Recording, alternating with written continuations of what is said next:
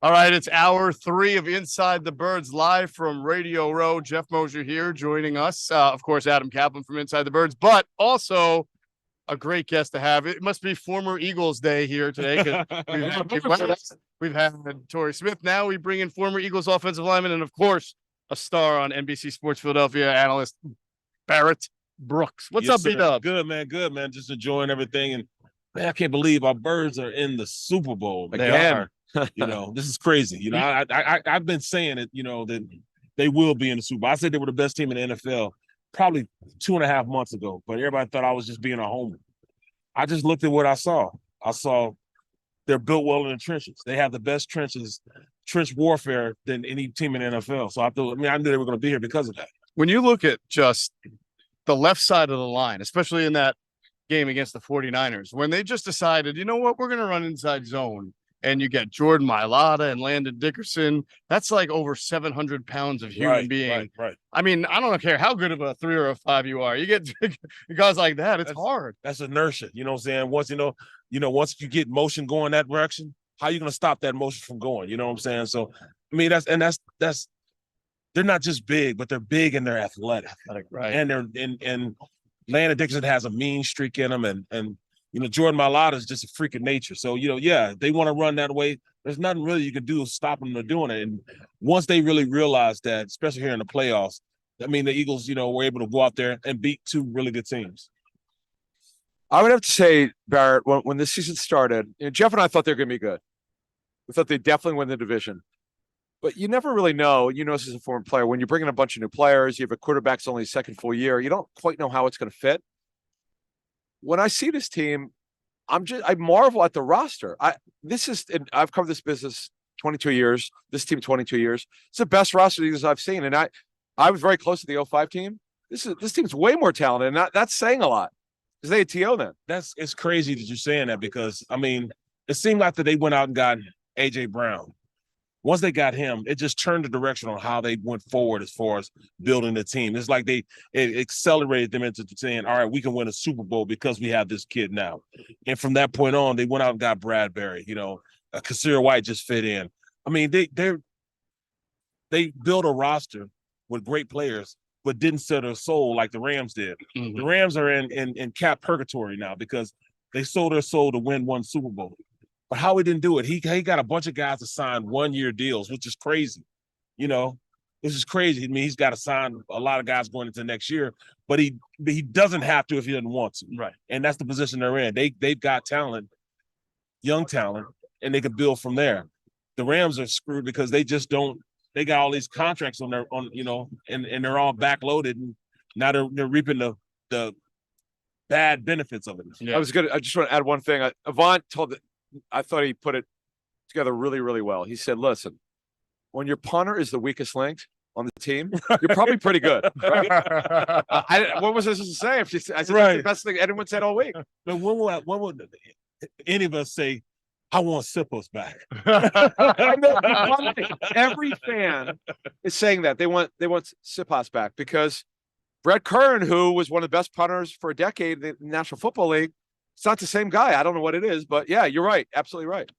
It's crazy, man, because special teams, you know, is the only thing that they lack. That's the only Achilles heel that they really have. The return game, you know, I mean, you put Boston Scott back there. I saw they experiment a little bit with putting on the punt return, putting Smitty back there, you know, Devontae, you know, Smith back there. So if that's what they're going to do, man, there's no holes barred. You got to put everything out there in the kitchen sink. You got to make sure you go out there and make it happen. So if they do that, they get a return game, they get a punter that can punt over 30 yards. We should be very good in this game. Let me ask you this. From a tactical standpoint, other than Patrick Mahomes, is there anything about the Chiefs as you analyze this game, what they can do that sort of gives you pause, or anything that makes you a little squeamish about the matchup other than Patrick Mahomes?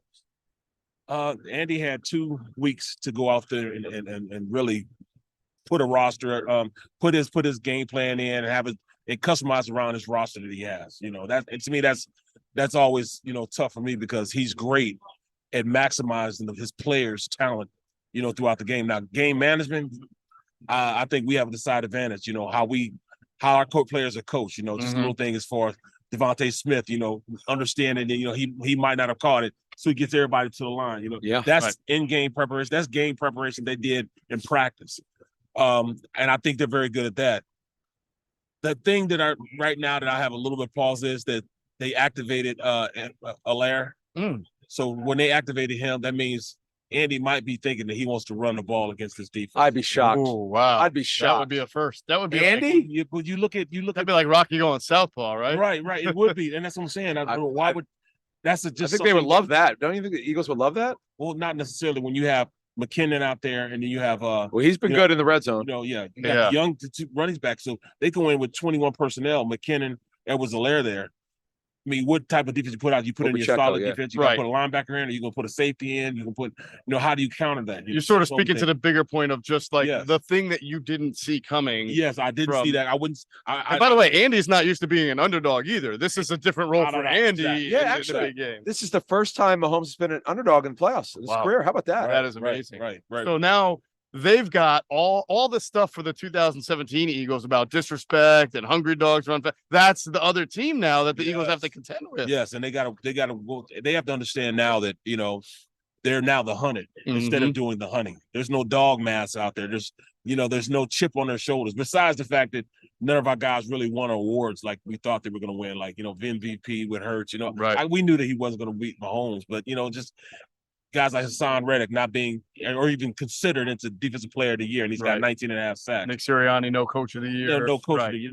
That's the little, that could give him a little bit of fire, But at the end of the day, this team they're just built so well in the trenches that I can't see him saying anything but, let's go out there and just maul some people. Yeah. I could see that. Look, I think it's pretty even. We know the better quarterback is obviously Mahomes, but Hurts he's gotten to where he needs to be this season. We weren't totally sure. We felt good about it after what we saw in training camp. And as you said, A.J. Brown he's headed to, right now, if this continues, he's going to be the best receiver, or one of the best in Eagles history. If this continues. No question about it. It's unstoppable, really. If you want to throw to him, he's going to win. Exactly. Right? And he's only going to get better. I mean, of course, T.O. is a Hall of Famer, but look at the impact that both those guys had. T.O. didn't last. Yeah. And he's got the longevity of last. Yes. That's the big thing, So this is great, man. I just can't wait to see the Super Bowl, man. It's going too slow. Now it seems like it's only Friday, just crawling now, but I can't wait. Let me ask you this. Offensive line coach Jeff Stoutland, how much do you know him? I mean, have you ever interacted with him? And how much can you tell that what the Eagles do is because from not just a blocking, but run game, because he's the run game coordinator, is his baby and brainchild? Coach Stoutland is a great coach, just because he understands how to talk to people.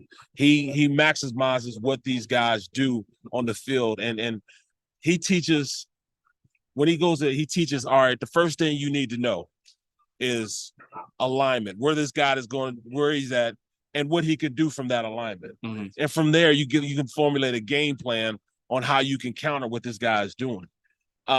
His ability to go out there and take different coaching styles and improve players. His tackles, all of them set like JP. So once he found Jason Peters and taught him the set that he has, he just implemented to all those guys. So now those guys set the same exact way. Lane sets like him. Jordan Mailata sets like him. So that's how they have success. You have a future Hall of Famer. They're trying to set the mark on how you play tackle. Then center, Kelsey. It's easy to coach guys when you got a Kelsey in there, but Kelsey, this young guy's going to learn from him. So Stoutland, yes, he's a great coach, but the guys that he has around him, really help him out a lot. Was Juan your coach when you were an Eagle? Hey, Castile, yeah. Castile just worked us to death. Right. How so? Yeah. How so? Oh, it's he happens out there an hour before practice and then 45 minutes after practice. Now, were you in pads a lot? All the back time. then? Yeah. Ray Rhodes. We hit all the time, So, but it was football back then. Now look at it. This team rarely practices at all, and they have walkthroughs on Wednesday. And I can't complain. I can't cry about it because look at the results. Right. This is the healthiest I've seen a team go into the playoffs. Right. All 22 starters on the offense and defense are playing right now. Yeah. That's incredible. crazy.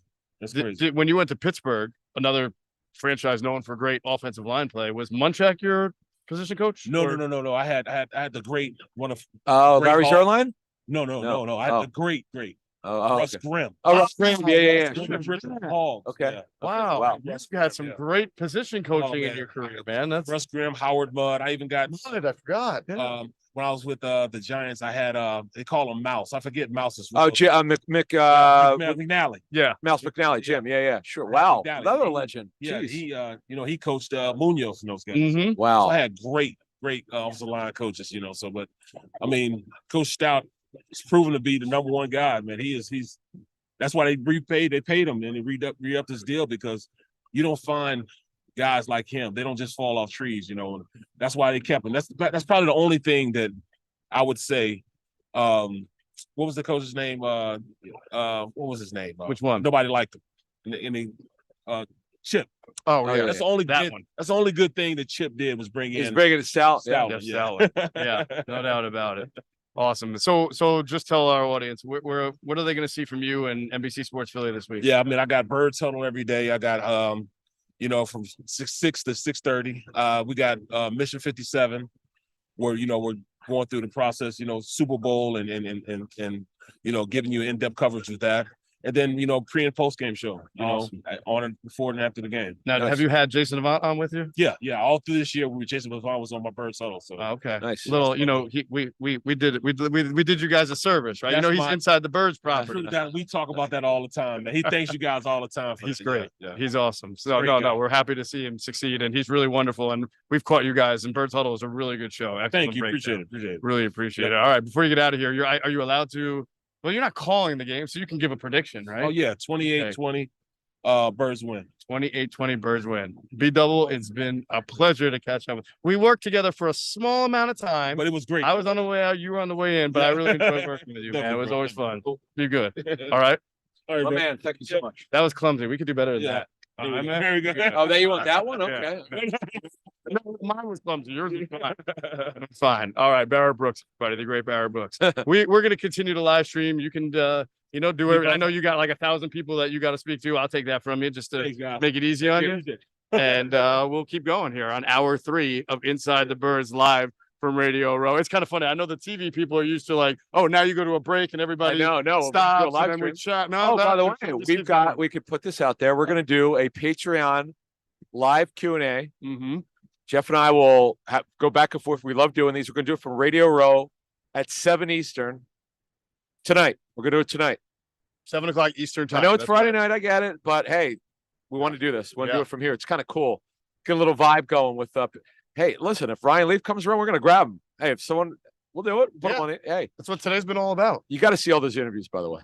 And everything that we're doing and have done since Wednesday has been podcasted. It still lives on the YouTube channel. So if you missed anything, and a lot of our interviews can be considered evergreen too. They're not all about the Super Bowl. So if you just want to check out Jim McMahon, for example, and his conversation with us, like Garrett Blunt, his conversation with us, that would be great was too. so good. Yeah.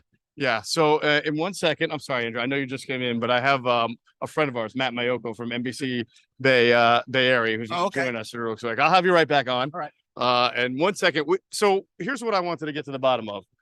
What is going on with the 49ers that 2 weeks later, they can't stop talking about they are like obsessed with the Eagles losing. I get it. Talking to someone with the 49ers, they didn't want to disparage the Eagles, but they really felt if Purdy didn't get hurt, they felt they had a great game plan. But when you lose, when you lose your top 2 quarterbacks, you can say what you want about Josh Johnson. You can't win. I mean, you can't do anything. They're crippled.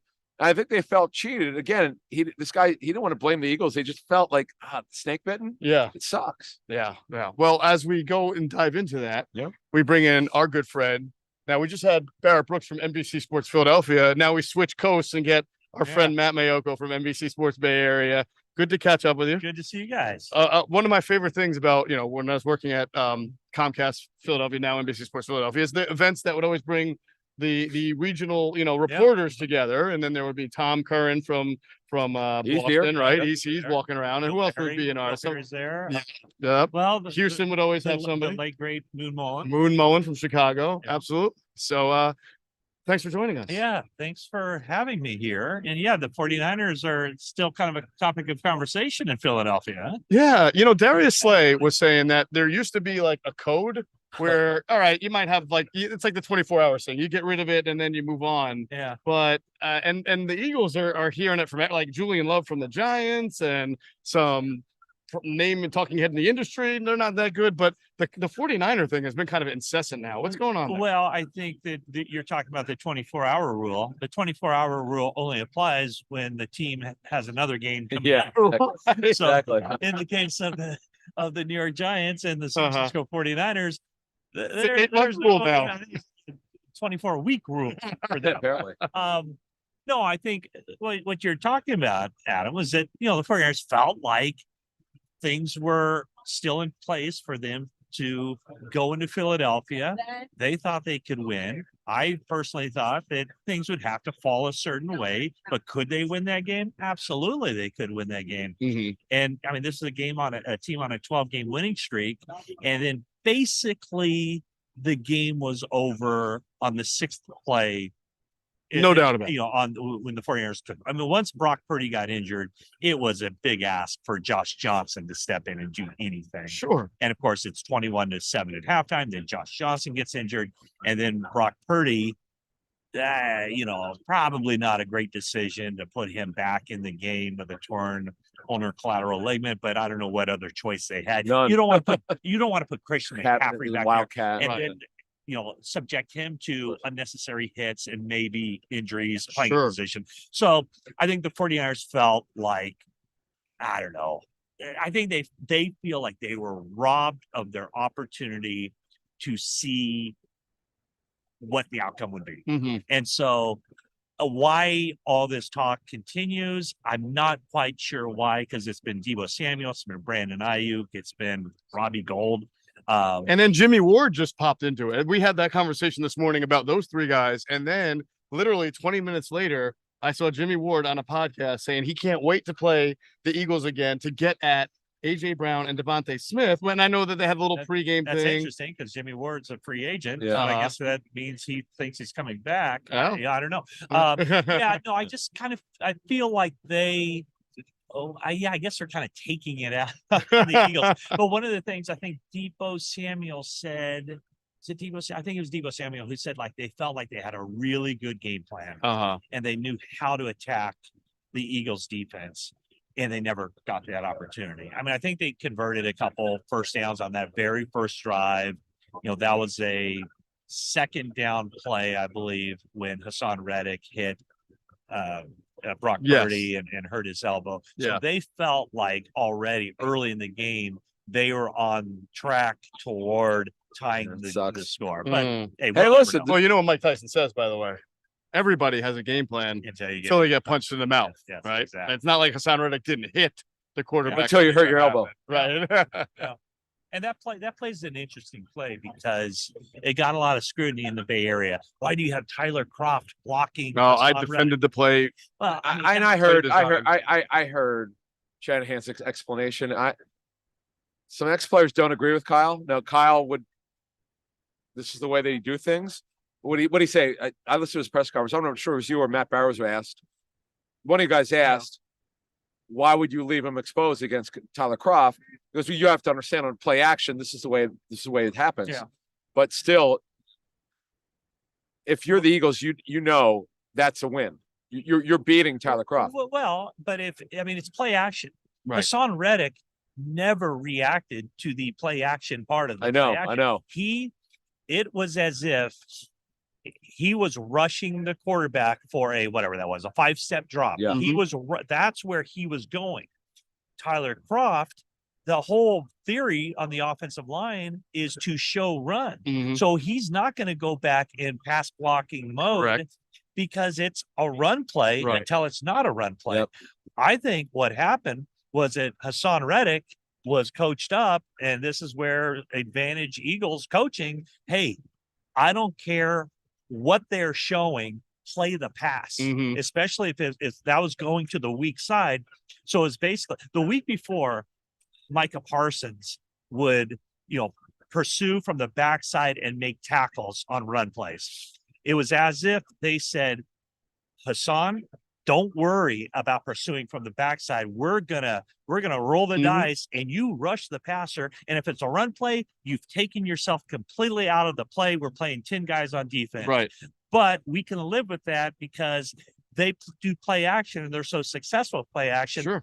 Go get the quarterback regardless. And Hassan would have been in trouble had that ball ever been pitched. It wasn't the design; it was a decoy. Yeah. But if it's pitched to Deebo Samuel running the orbit motion, then there's no backside contain, and that ball. I mean, Deebo might be running for miles. And that's a gamble they were willing to take. And I'm they, sure and they that's won that gamble. And I've told people, I bet you, if I go through the files of Kyle Shanahan's football, whether it's this year, there's that play has been run against good pass rushers and has succeeded. It's just a play where Hassan Reddick played it absolutely perfectly, and credit to him. I mean, like you said, if the play was different, if it was a weak side zone, outside or inside zone run, then he's out of the picture, and that play probably pops for a few yards. But he was just not even. That wasn't even on his mind. True. And talking to 49ers offensive linemen, they hadn't shown that on film. Like what Hassan Reddick and the Eagles edge rushers had shown was throughout the season, they respected play action. That game, they did not respect play action. Wow, that's incredible. It's really interesting. Good coaching right there to absolutely on whether it's the Eagles or 49ers to sort of try to do something different and then Yeah. be able to adjust to it. Yeah. Matt, when I saw you in training camp, Matt and I have known each other since like 05. Long time, yeah. When Alex Smith was drafted. So I was at that camp, and it was really interesting. In Napa, right? Yeah. Oh, yeah. Oh, gosh. Oh, that's another story for another time. When the Someone was they're very not- disappointed when they weren't in Napa. I was not happy because I interviewed with Tavis Murray today, and we talked about that because he played for the Raiders. But so I'm at the training camp this summer, and it was Garoppolo throwing behind me, but not allowed to practice. Wasn't that crazy? Okay. I've never seen this before. This is my 22nd year covering the NFL, Matt. I've never seen this before, as you said. Yep. Okay. You got Nate Sudfeld, who was the 2.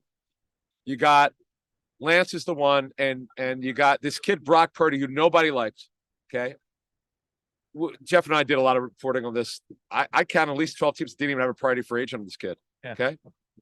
No one thought anything of him. What in the world? Where did this kid come from? How did he do in training camp? Who knows? He rarely got any reps. Amazing. It's crazy. I mean, you'd go through a practice, and Trey Lance would get 75% of the reps. Nate Sudfeld would get whatever 15%, and Brock Purdy 10%. I think that adds up to 100. Yeah. So It's sports writer math, definitely. We didn't see much of him, but the times we saw him, he was fine. It wasn't deer in the headlights. He was well prepared. He impressed the coaches because he knew his stuff. And then when he got into some games, he played well. Kind of unbeknownst to me, he was steadily climbing up that depth chart. They gave Nate Sudfeld $2 million guaranteed I know. to re-sign as the backup, because at that point, Jimmy Garoppolo had already said his goodbyes. He was going to be gone. So it was a foregone conclusion when training camp started, or even draft time, that Nate Sudfeld was going to be the number 2. And then Brock Purdy was probably ticketed for the practice squad if things went well. Right. Hey, I mean, you guys know Nick Mullins. Mm-hmm. Nick, that was the comp when they drafted him. I asked somebody, one of the decision makers, what about this guy you drafted in the 7th round? It was kind of like, he's Nick Mullins. Mm-hmm. Well, when they got him in, they realized, okay, he does have a stronger arm. He's not going to throw the ball through a brick building, but he has a stronger arm. His mobility, he can buy time. He can make those second reaction plays. But I think just his football acumen, the fact that he played so many games in college, he just has a knack. He knows where to go with the ball. He knows pre-snap. Mm-hmm. He keeps his eyes down the field. He buys time. If you get open, he finds you. He impressed everybody, and he made it so that he jumped over Nate Sudfeld. And before they agreed to before Jimmy Garoppolo agreed to a pretty dramatic pay cut, they were willing to go into the regular season with Trey Lance and Brock Purdy 1 and 2. So this year, it's still going to be Trey Lance and Brock Purdy 1 and 2. The order might be flipped. Yeah. Yeah, that's gonna be a fascinating storyline Yeah. for you guys. Trey Sermon. I haven't seen the team give up on a third round pick that quickly in quite a while. Especially for a guy who didn't play that much. So what happened there? He just didn't get it. Like Yeah. it didn't click. The 49ers style of running, which is very decisive, right? It's see it, put your foot in the ground, get up the field. He was just a tick slow. Yeah. Just a tick slow. And you're right. I mean, they selected him in the third round. You know, he was fairly productive when they got him on the field. He averaged, 4 yards a carry or whatever. Right. But it wasn't clicking. Right. And they didn't think it would. They got him in, and they felt like he's just not a good fit for what we try to do in the running game. So what they do? They drafted another running back in the third round, and he didn't play much. He didn't play either. And in fact, the Ty Davis Price was the guy they drafted. They get an undrafted rookie, Jordan Mason, JP Mason from Georgia Tech, and he lost his starting job to refresh my memory, the running back at Alabama, Jabri Gibbs. Yeah, I think that's right. He was at Georgia Tech, transfers to Alabama. This guy lost playing time to Gibbs, and he steps in. The 49ers love him. Like he made his mark on special teams. He's a good runner. He closed out some games late in the season, including that Thursday night game where the 49ers clinched against Seattle. He's a good running back. So right now they have 4 running backs, and it's a pretty good group. I haven't heard the same kind of negativity, and it's no fault of Trey Sermon. Like I never heard anything like he doesn't work hard. He shies away from contact. I never heard any of that stuff. It was just not a good fit. Wow. No fault of his, just for what we're trying to do. He's not a good fit. What did he do? He had a 17-yard run. He played one game for the Eagles this year, right? Had Jacksonville in the rain. Run and then a 17-yard run against Jacksonville. What looked like kind of nice, explosive run. Never saw the for the rest of the year. Played again. Oh, so it really happened there too. But yeah. Well, I mean, it's a little different situation. Yeah. Another deep running back situation. Right. So it's tough to get. It's tough to get on the field there. But yeah, I'm curious to see if there's going to be a job for him in the NFL, because it's almost like when Kyle Shanahan gets rid of your running back. Yeah. If Kyle Shanahan gets rid of a running back, especially a third round pick, it's got to send up. Well, it's not good. The first thing we said. Carlos Hyde told me, maybe it was this there 1 year with Kyle. Yes. He said that he'd never got such big holes to run through. Because I asked him, what's this like? This kind of get up field as you were talking about. He said he's never seen anything like it. It was a perfect fit for him. And Hyde did play well, but he got hurt a lot, and there's some other stuff going on. So he moved on. But it just shows you when a player knows this is a great scheme that's not working, like you said on Trey Sermon, it's not a good sign. Yeah. So I mean, think about this. This was Kyle Shanahan's 6th season. Let's see if I can do this. 6th season. His leading rushers have been in order. Okay, let's see. Help me out here. Right. Go ahead. Let's see if I can do this. If I forget anyone. Carlos Hyde. Yep. Matt Breida. Mostert. Raheem Mostert. Jeff Wilson Jr., Elijah Mitchell, and Christian McCaffrey. Nice job. That's unbelievable, though. Christian McCaffrey, he was barely there. Yeah, he was there for. What was he there for? 11 games. And next year it'll probably be somebody completely different. If it's not Christian McCaffrey. Yeah, that'd be they're not getting good bang for their $16 million. Do you think it was to the point because they felt they were a championship team this year? They were like, let's go for it. Absolutely.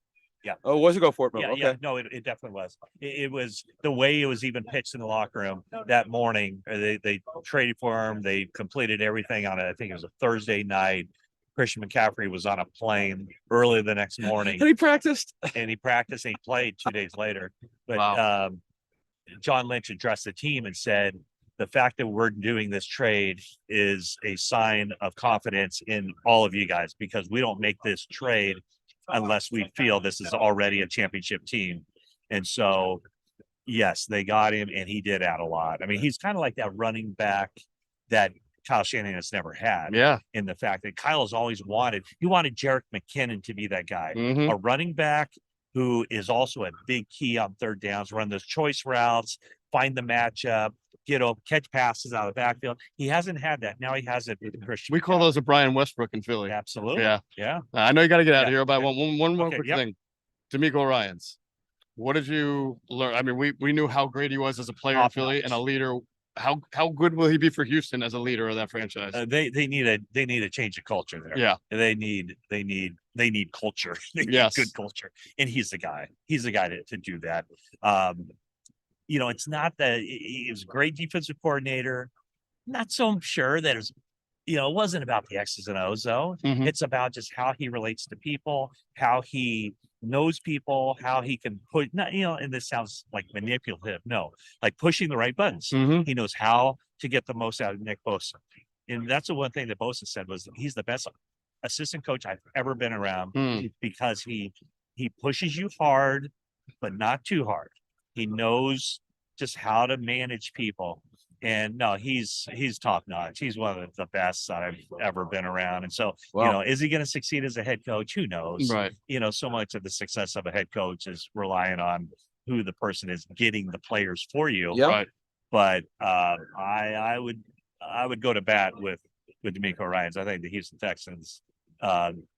Think about this. Now, you got the Broncos and Sean Payton, but I still think I think the Texans might have made the best hire of this offseason. Awesome. Yeah. Matt Maiocco, Jeff. NBC Bay Area. Yes. Thanks All so right. much. Great to Really see you guys. appreciate you. Yeah. Have a good rest of the And I week. trust you. San Francisco guy, when I walk away, I'm not going to be talking bad about you guys. I'm not going to be. I don't know what is going on. It's the 24-hour rule. All right. All right. Thanks, guys. All right, man. See you Thanks. later, Matt. Matt Maiocco, NBC Bay Area Sports, who is great to join us here on hour 3 of Inside the Birds Live from Radio Row. Andrew DeCecco will Andrew become right Steckel's back like, in, is someone going to steal my seat again? He can come right back in. and I'm gonna roll. Guess who I ran into? And Who's that? we talked about 80s hair metal. Oh my God! Brett Michaels is here, I right? was just talking to Brett Michaels. Took Awesome. a photo with him. Yeah. Brett Michaels from Poison? Yeah, Yeah. he's He's here. here? He's from Pittsburgh. Yeah. Yeah, he's from Didn't know Pittsburgh. that. He was just doing a FanDuel thing, and I was talking to him, and we have a mutual friend. So he's like, "Tell me you still owe Nice, me man. money from when we were living from when we were living at Wow. in the dry cleaners in L.A. For the pizza." So That's unbelievable. Oh, he was? Oh, you didn't know this? No. have you just met me out? Yes. You seen his Twitter No. account? Not quite. Yeah, but who was your favorite band? Um, You must have passed out then and seen Brett Michaels. well, since they have a mutual friend. composed, but out of all the people So here, you- well, Brett Michaels. Did you ask for like a hug? Like what? Did I just shook his hand. all right, all right. And I got a photo. But That's awesome. I'm partial to the local Philly bands, Cinderella, Brittany Uh, Fox. Wait, Heaven's Cinderella from Edge. Philly? I had They're from Upper Darby. How do I not know this? Yeah, Upper Darby. yeah. That's where Dan Morgan's from. One of my good friends is a founding member of that band. Wow. Awesome. Wow. Yeah, Michael Kelly Smith. I learn Wow. so much about Man, you you- every day. Do you do a metal pod or anything like that? I don't, but that's not a bad idea. Yeah. to kind of, Wow. Well, he Yeah. writes for what magazine were you freelancing? for? I haven't done. I just been focusing on football now, but Right. the podcast is something that I might explore. But now I got the Awesome. draft coming up, so But you have interviewed metal bands. Oh, yeah. Yeah, Plenty. and written about them. Nice. Yeah. Nice. All right, there's one person I want to ask you've ever met, and if you would stand over him. But first, I'm going to say goodbye to Adam Caplan. Yeah, He'll I'll be back with us in a little bit. I want to remind everybody, Inside the Birds and Miller Lite present Bird Bowl 2023 at Brooklyn Bowl, Philadelphia, with 20 big screens, $1 wings, $20 Go Birds beer buckets, giveaways, and more. Brooklyn Bowl, Philadelphia is Fishtown's premier location to watch the Eagles soar. Make your plans for the big game now and reserve your table, VIP bowling experience, or all-you-can-eat food package while you still can. Fly Eagles, fly your way to brooklynbowl.com for more information. Go Birds. All right. That's Brooklyn Bowl. So, I like 80s music. I'm not as Absolutely. much on the hairband side 80s as you, but that's okay. I still respect it. I remember some of the music that you like because we talked about this at the We've had Maxwell some Awards. discussions about it. Have you ever met or would you stand over meeting Eddie Van Halen? The late great Eddie Van Halen. Oh, I'm sorry. Yeah, I guess you couldn't meet him. I forgot he Yeah. passed away. Yeah, But I think he's a little shorter than me. he is. I don't tower over too many people. I literally just met my guy Andrew Hawkins for the first time. Oh, nice. We stayed in contact for years, but we finally met up, and he's shorter than me. Oh. I can You confirm can, you that. can confirm he is I have shorter than the you. photo. I have photographic evidence. Nice.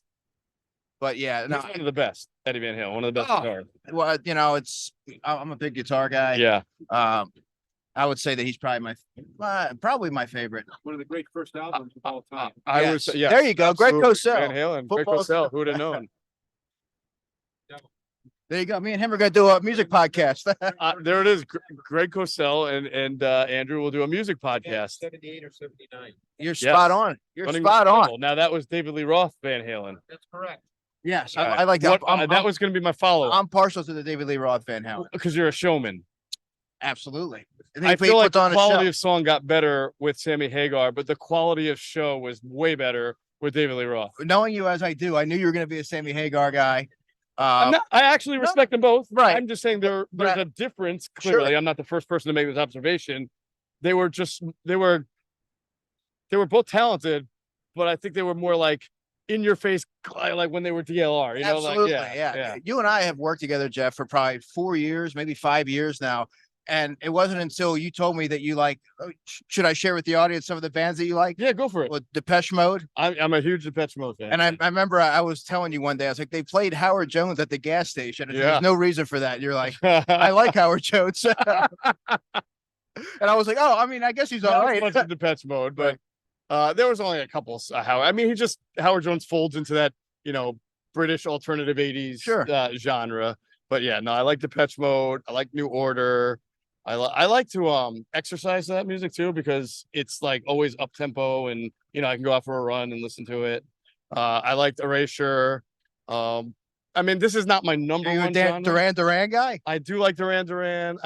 We've argued before on why you hate Ordinary World so much. Oh my God. I think that's one of the worst songs. I of know, all and time. it's like it's not one of my favorite Duran. It's just a song to me. But I've never listened to it and thought, man, this song is terrible. But you have. You walk into every CVS, any CVS, anything, and that song's like on a constant loop. And I'm just like, I just want to get my toothpaste and get out of here. Oh man, that's funny. Yeah. So my number one genre, the music I grew up on, is mostly like the old school hip hop of the day, of the 80s, 90s, early 2000s. Not as much the newer stuff. But my number two would be that I guess that's called the first New wave wave, of alternative. new wave. Yeah, I new guess we wave call it new or wave. first. It's on Sirius. It's called First Wave. Yeah, It's like channel 33. I can see you cruising with the family, listening Yeah, to yeah. that series. My kids actually love the music too. They love what I listen to. Well, that's great. I think it's great that you're passing it on. My friend said that like an only 9-year-old daughter who can sing like a Eurythmics song. I think you're doing a great job. That's awesome. And also Rakim. She knows like Eric. She loves Rakim. She's always asking, "Can you play Eric B as president?" So or cool. anything else. Like she just loves Rakim. That's way cool because I'm partial to all that old school stuff because I don't know that they make music like they used to. Oh yeah, man. Like they used to was good. But I mean, Eddie was always whether it was Sammy Hagar or David Lee Roth, there was Eddie's guitar that made Van Halen what it was. Absolutely, and And I was shocked, by the way, when I found out he did, and I guess everybody knew this. I had forgotten or never knew that he did Michael Jackson's "Bad." Right, he did the guitar. He was beat it. Yeah, yeah. One of the all-time great solos, and Sure. just a brilliant player that influenced. He's a transcendent player that influenced so many that came after him. And, Yeah. I remember when I had to do football at 4, it was like the day that he had passed like 5 minutes before I had to go on. Oh, And my phone was getting flooded with messages and I had to, it was like, okay, I got to quickly compose myself for this. Cause that's like, you just see a legend, pass away like that. It just shocked the entire world. absolutely. So you're also a huge fan. What's the guitar? Vito Bratta, Bratta, right? Staten Island. Staten Island guy. Are you familiar with that band? Everybody from Staten Island's named Vito Bratta, by the way. Have you ever been to Staten Island? No, No, just- I've never have, but I'm a Queens guy making a joke on Staten Islanders. Sorry. I knew you were a New York guy. Uh, Are you familiar? You're not familiar with the band White Lion? of course, I'm familiar with White Lion. Wait, no way. Yeah. I My- mean, it's my- not like they didn't have a top 5, top 10 hit. Yeah, but that's the only song that people know that they did. But Well, that's probably no. They had 2 hits. It was "Wait" and When the Children Cry. When the Children Cried. That's right. I was. Dude, you I couldn't had- let me try to get it. I had no idea that Geoff Mosher knew anything about White Lion. Yeah, I knew White Lion, but those are, to be fair, the only 2 songs I know from White Lion. You might like it. Do you like those songs? I used to get them confused, by the way, with Glass Tiger, even though they're completely Oh. different. Tiger. Glass Can you Tiger. name a Glass Tiger song? Someday, and only because they Nice. play it at every department store, and I'm not proud that I know that. No, you should be. It makes you well-rounded and diverse. That's good. And we went off the rails, but that's okay. I love this about Radio Row, and I can't even believe that Greg Cosell is a Van Halen. I've heard Greg Cosell talk music, but it's usually more the soothing sounds of the early 70s. I've never heard him talk a little Van Halen. with That's him. that's one of my primary takeaways. Greg Cosell, a Van Halen fan. All right. Well, podcast is coming. It looks like I'm going to sign Greg up. We had such a good chemistry there. We got Q and A. Maybe we can get C and D. I love that. I love that. I love it too. All right.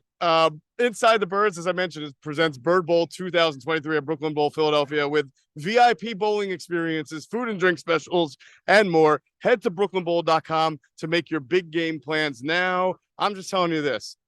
Brooklyn Bowl in Philadelphia, in Fishtown, is going to be lit on Sunday. I think it's going to be an amazing experience. They're going to have bowling. They're going to have football. Obviously, they're going to have drinks. They're going to have food. And I've been watching that place kind of come up since I think about a year ago that they came to Fishtown, and it's a rocking time. It's an awesome time. So hope everybody goes and checks it out and takes advantage of all the specials. Real quick, guys, if you can't get to the game, the next best thing is going to the Brooklyn Bowl in Philly. The environment's going to be electric, like Geoff said. Get out there if you can. It's going to be an awesome experience. It's a great environment. I've heard nothing but great things about it. Yeah. Go there. You know why it's a great place? And I'm, listen, you're like, all right, people watching are like, all right, but this is true. Think about all like that nervous, anxious energy that Eagles fans have and they have to wait until 6 o'clock, right? It's like, you're like, oh my God, what am I going to do? I want the game to start. I got 5 hours worth of like paralysis by analysis breakdown, except for 10 to 12 when we do Inside the Birds pregame live. That's good stuff. Yeah, definitely tune into that. Yeah. But after that show's over and you got a couple of hours and you're like, bowling is a fantastic thing. I love go. bowling. Yeah. And they got so much going on there. It's like a way to get the aggression out. Are you a bowler, Geoff Mosher? I bowl, but I'm not very good. You don't have to be good. It's just it's a fun activity to do. Yeah, with the family, we go like, once or twice a month. That's good, man. It's weird. The more I bowl, the worse I start to get, though. I don't know if it's because my hand gets tired, but my first game will always be my best, and then I'll. Yeah, you're like me. I regress. Yeah. I regress throughout. Then regressing at a lot of things in life, Andy. I do. All right. Well, listen, it's been a fun hour 3. We're gonna come back for hour 4 pretty soon, and that's gonna wrap up our 3 days of coverage here from Radio Row. So I want to thank Matt Maiocco from NBC Sports Bay Area. We're going to thank Barrett Brooks, who sat down and had a good time with us. If you missed any of those interviews or some of our interviews that we had from hour 1 and hour 2, it's all podcasts. It's all on the YouTube platform. So it'll be evergreen. You can watch it whenever you want. So for Andrew DeCecco, I'm Geoff Mosher. You've been watching hour 3 of Inside the Birds live from Radio Row.